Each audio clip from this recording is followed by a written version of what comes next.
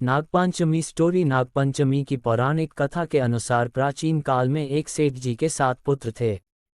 सातों के विवाह हो चुके थे। सबसे छोटे पुत्र की पत्नी श्रेष्ठ चरित्र की विदुषी और सुशील थी, परंतु उसके भाई नहीं था।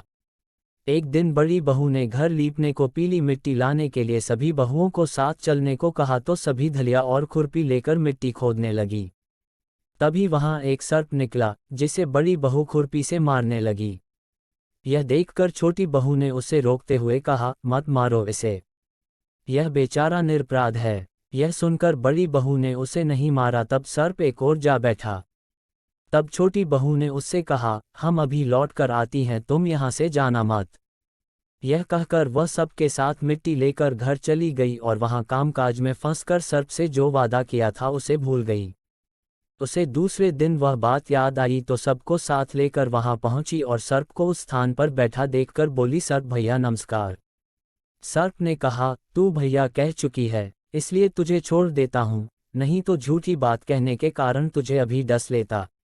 वह बोली, भैया मुझसे भूल हो गई, उसकी क्षमा मांगती हूं।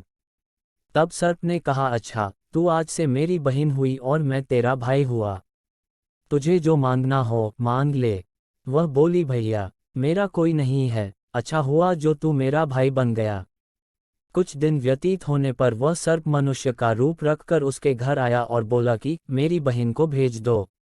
सब ने कहा कि इसके तो कोई भाई नहीं था, तो वह बोला, मैं दूर के रिश्ते में इसका भाई हूं, बचपन में ही बाहर चला गया था। उसके विश्वास दिलाने पर घर के लोगों ने छोटी को उसके साथ भेज दिया।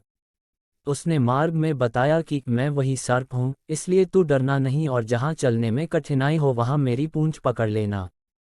उसने कहे अनुसार ही किया और इस प्रकार वह उसके घर पहुँच गई। वहाँ के धन ऐश्वर्य को देखकर वह चकित हो गई। एक दिन सर्प की माता ने उससे कहा, मैं बाहर जा रही हूँ, तू अपने भाई को ठंडा दूध पिला देना। उसे यह बात ध्यान न रही और उसने गर्म दूध पिला दिया, जिसमें उसका मुख बुरी तरह जल गया। यह देखकर सर्प की माता बहुत क्रोधित हुई, परंतु सर्प के समझाने पर चुप हो गई। तब सर्प ने कहा कि बहन को अब उसके घर भेज देना चाहिए। तब सर्प और उसके पिता ने उसे बहुत सा सोना, चांदी, जवाहरात, वस्त्रभूषण आदि देकर उसके घर पहुंचा दिया। इतना ढेर सारा धन देखकर बड़ी बहू ने ईर्ष्या से कहा, भाई तो बड़ा धनवान है, तुझे तो उससे और भी धन लाना चाहिए।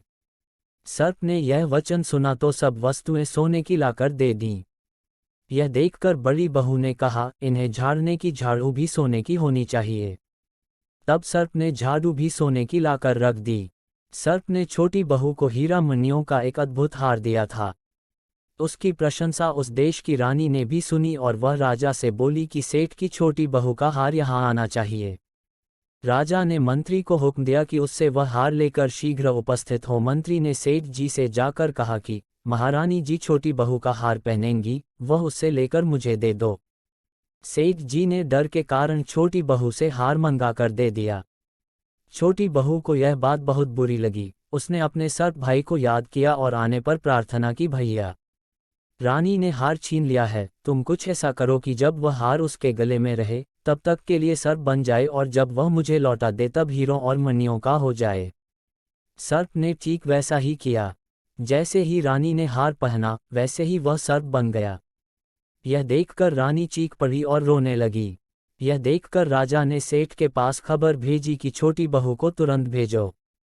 सेठ जी डर गए कि राजा न जाने क्या करेगा। वे स्वयं छोटी बहू को साथ लेकर उपस्थित हुए। राजा ने छोटी बहू से पूछा, तूने क्या जादू किया है, मैं तुझे दंड दूंगा। छोटी बहू बोली, राजन धृष्टता क्षमा कीजिए, यह हार ही ऐसा है कि मेरे गले में हीरों और मणियों का रहता है और दूसरे के गले में सर्प बन जाता है। यह सुनकर राजा ने वह सर्प बना हार उसे देकर कहा, अभी पहनकर दिखाओ। छोटी बहू ने जैसे ही उसे पहना वैसे ही हीरों मणियों का हो गया। यह देखकर राजा को उसकी बात का विश्वास हो गया और उसने प्रसन्न होकर उसे बहुत सी मुद्राएं भी पुरस्कार में दीं। छोटी बहू अपने हार और धन सहित घर लौट आई। उसके धन को देखकर बड़ी बहू ने ईर्ष्या के कारण उसके पति को सिखाया कि छोटी बहू के पास कहीं से धन आया है। यह सुनकर उसके पति ने अपनी पत्नी को बुलाकर कहा, ठीक ठीक बता कि यह धन तुझे कौन देता है। तब वह सर्प को याद करने लगी। तब उसी समय सर्प ने प्रकट होकर कहा, यदि मेरी धर्म बहन के आचरण पर संदेह प्रकट करेगा तो मैं उसे दस लूंगा। यह सुनकर छोटी बहू का पति बहुत प्रसन्न हुआ और उसने सर्प देवता का बड़ा सत्कार किया। उसी दिन से नागपंचमी का त्योहार मनाया जाता है और स्त्रियां सर्प को भाई मानकर उसकी पूजा करती हैं।